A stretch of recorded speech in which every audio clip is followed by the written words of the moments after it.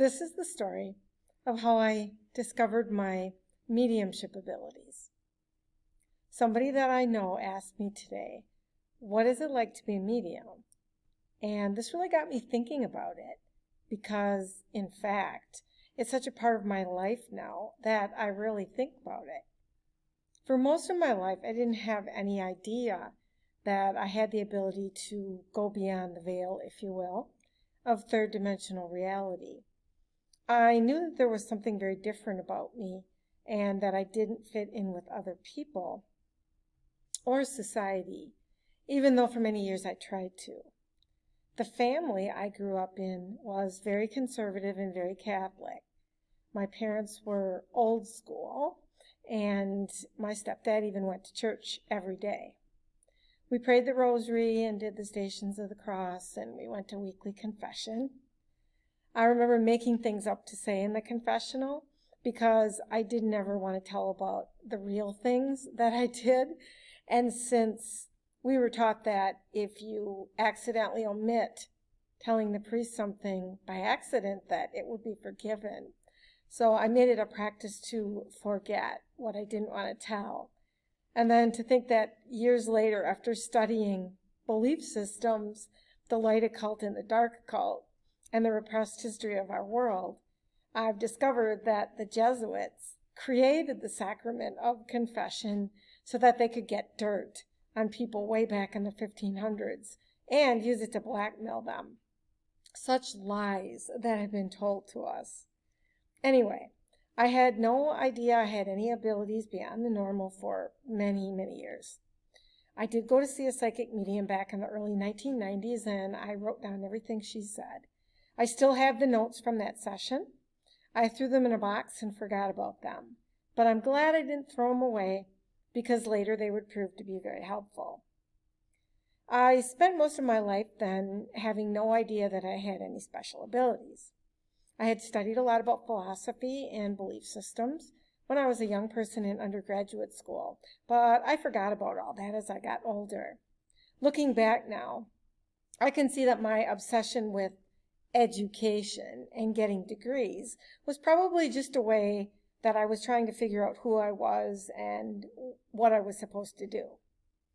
Finally, after starting a PhD program in educational administration back in about 1998 and realizing that nobody was ever going to hire me to be in charge of anything, what with my alternative viewpoints on the history of the world and the educational system, I decided to finally go in a different direction.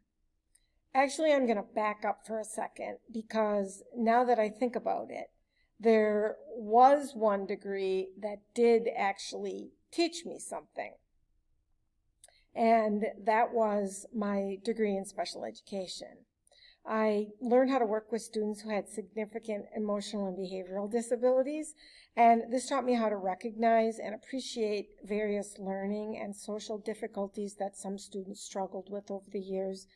And so one thing I can say that I'm really proud of is my ability to work with students, especially who are on the autism spectrum, because those students are oftentimes very, very intelligent and very gifted, but they struggle socially, and the traditional school environment doesn't work very well for them. So I guess that aspect of my education was pretty beneficial for me and my students. And the rest of the institutionalized learning that I received, sadly, didn't teach me much about how wrong the system is. The only thing I really learned from my master's in history was that history is completely and totally all wrong, as we're told it. The only thing that I learned from my master's in counseling degree is that counseling is all about diagnosing people with disorders that I don't believe they have. And I found out that if you don't diagnose a client with a disorder from the Diagnostic and Statistical Manual of Mental Disorders right away on the first session, then insurance won't pay for the session. So I very quickly realized that that was not going to be for me, and I was not going to be able to pursue any kind of a future in being a counselor, or any kind of a future in being a history professor, or a person that was going to lead a school district, or anything like that. I had a number of mystical experiences during the time between 2012 and 2014, and I began to use what I learned in hypnotherapy school on myself. I pursued a diploma in hypnotherapy and specialized in transpersonal hypnotherapy, things like past life regression and people learning to help people with post-traumatic stress disorder and people who had experienced trauma. Those are all my areas of specialty, along with handwriting analysis and a number of other kind of transpersonal areas that I worked on. I also at the same time became a Reiki master. Reiki is the Japanese word for energy, so I studied the energy body and I studied healing techniques using energy. But I kept coming back more and more and more to the DVDs that I had purchased years ago on Kundalini Yoga and learning to raise your Kundalini energy and learning to work toward enlightenment, if you will. And it was during that time that I was working on myself, working on my physical body, working on my mental body, working on my spiritual body, and working with energy, that I had an experience at my job as a teacher, because I had a student, a young man, in a class I was teaching on constitutional law. And this young man was very popular and very, very well liked, and he committed suicide. And nobody could see it coming, and it was a very shocking experience. And it shook the community, and literally it was not very well handled either. So the students were not really given any chance to grieve or any way to deal with what had happened to them, and it was very, very devastating. The part that was very difficult for me was that the young man who committed suicide's best friend was in my class. And this young man was a rather troubled young man to begin with, and he was totally devastated by the loss of his closest friend. He didn't know how to handle it. He didn't know what to do. And I spent many lunch hours with this young man, listening while he sobbed and poured out his anguish about losing his friend. He had no idea why his friend committed suicide. He never saw it coming. And it was a very, very difficult thing for him. I had attended the funeral of the young man who died, and I had taken one of the memorial cards. And I remember taking it, but I shoved it somewhere and forgot about it. One day, after a particularly painful listening session with this young man over lunchtime, I went home very distraught because I simply did not know how to help him. And he was suffering so much. I didn't know what to do other than to support him. He had a lot of questions about why his friend died and why he did what he did, and I think there was a lot of survivor guilt wrapped up in that as well. So I sat down at the table in my house, and I cried, and I remember speaking out loud to the young man who had committed suicide and asking him, "Why did you do this? Don't you know how much your best friend is suffering and how much pain he's in? Give me something for him, something that will help him to cope."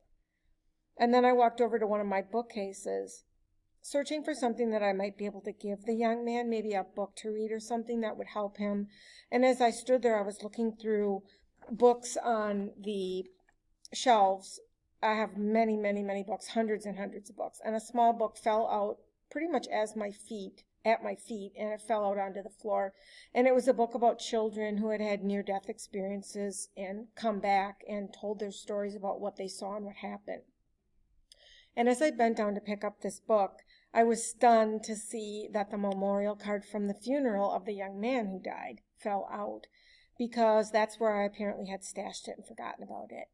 And, I have hundreds and hundreds of books in my collection, so I had no idea that I had even put it inside of a book. So to me, this seemed like a sign from the young man. So I picked up the card and I went back to the table and I sat down. And I focused on the picture of the young man, and I got out a notebook and a pen and I started writing. And I found that the words just poured into my head and I wrote them down. It was pages and pages and pages of writing, and it was rather scribbly at first because I was writing so fast. And it was taking a lot of energy, a lot of emotional energy to do this. I've since discovered that when I do readings and I do automatic writing, it takes a lot of energy, and I've learned how to conserve my energy and to store up my energy so that I don't get depleted. But back then I didn't know that, and I was totally exhausted after I finished it. I don't even remember. I probably still have a copy of it in a notebook somewhere to this day, but I don't remember any of it except for the very first line. And it's interesting because last weekend I got together with a former student who's now an adult, and she's a massage therapist. And she and I were talking about this young man because he was in her class, and she was very close to him as well. And so I told her I remember the one line that I wrote down, and the one line was, "I am one with the God you don't believe in." And she said, "Oh, yes." She said he was an atheist, and he used to talk about that a lot. But that's the only line that I remember. And after I finished writing this, I didn't know what to do. I didn't think that I could give it to the young man because obviously that might be crossing a boundary that probably shouldn't be crossed. And I agonized about whether I should give it to him because he was suffering so much. And in the end, I decided to give it to him. And we talked a lot over the rest of the, and I decided to give it to him. And we had a lot of talks between then and the end of the semester. And at the end of the year, he did something stupid and he couldn't participate in graduation. So I volunteered to go to the public library and give him his exams. And while I was sitting there monitoring him while he was writing his exam, his friends started talking to me again. So I started writing it down. And when he was finished writing his exam, I gave him the writing, and he didn't open it right away. He took it, and I dropped him off at his place of work, and I told him, "Stay out of trouble." And he smiled and said, "Well, I'm not very good at that." And I didn't hear from him for a long time after that, but I thought about him. And over the next couple of years, he would drop in to see me from time to time, just pop in unannounced. The last time I saw him was probably about 2 years ago. He stopped in right after New Year's because that's the anniversary of his friend's death. His friend committed suicide on New Year's. He told me that every year he returns to his friend's grave to spend New Year's with him. We talked for a long time, and I told him that his friend wanted him to move on, that he needed to stop coming back every New Year's and spending New Year's at his friend's grave, that his friend wanted him to go on with his life and heal. I haven't seen him physically since then, but we're friends on Facebook, and he messages me every once in a while. He's married, he's happily settled into a career that he loves, and I think he's healed from the experience of what happened to him. But it made me reflect on the idea of how much I could help somebody that was suffering. And since that time, I've done many, many readings with people, and I have worked on developing my abilities more and more, and I've done many, many, many readings for people, and it seems to help them a lot. So what is it like?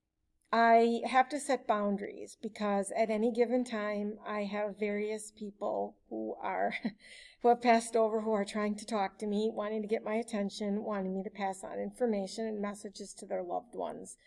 And of course, I can't allow this because I have to work and I have to go on with my life and live life and study and do other things that I have to do. So I can't spend all day long just listening to these messages and writing them down. And on the other hand, I don't believe that a person might be ready to hear such information or want to hear such information, or it might violate their religious beliefs. So I am very firm on the idea that I will never do that. I would never go up to somebody like the medium who had the TV show, who approaches people out on the street and talks to them. I think that's wrong because I think it's a violation of their free will. They might not be ready to hear the message. They might not want to hear it, or as I said before, it might go against their religious beliefs. And I have one funny story, though, about that, and that is that one time I was in a grocery store and I was waiting in line. The line was really, really long. There was a man standing in front of me, and the whole time he was standing in front of me, one of his relatives who had passed on kept pestering me and telling me, "Tell him this, tell him that." And in my head, I'm having this conversation with this spirit saying, "No, I'm not going to just go up to a stranger and tell them these things. And while I'm having this struggle in my head, the person turned around and looked directly at me. He looked in my eyes and he looked directly at me. And there for a second, I was tempted to say something, but then my conscious mind stepped in and said, no, you better not, because you don't know who this person is. What if he follows you out of the store, and so on and so forth. So I didn't. But oftentimes that happens. If my attention wanders, if I'm in a boring meeting or something, my attention wanders, I will start hearing and getting messages from maybe loved ones of people who are in the room who have passed over. If I go into a store, it happens a lot. So I try not to focus on it. I try to keep myself psychically clean, if you will, and set boundaries so that when I want to do a reading for somebody, it's a conscious desire to want to do that reading for somebody. Most of the time, it's an amazing experience bringing a message from someone who's passed over to someone who's still here, if it's going to help them and help them heal. And I've only had one experience where the spirit that I contacted was in a very dark place and begging for help to get out as a result of things that this person had done when they were alive in their body. And this really scared me because this was early in my experiences, and I remember ripping up the paper and really being kind of shaken up over it. But that experience would later lead me into the study of earthbound spirits and dark demonic energies and how they attach on to people and how they cause a lot of mental illness and a lot of problems and issues. So then I started studying that, and then I started studying a technique called spirit releasement therapy, whereby I work with people and I help them to release these earthbound spirits or energies or demonic entities or whatever they have around them. And that's what I'm looking forward to continuing to do in the future. But of course, that is a topic for another video. Take care.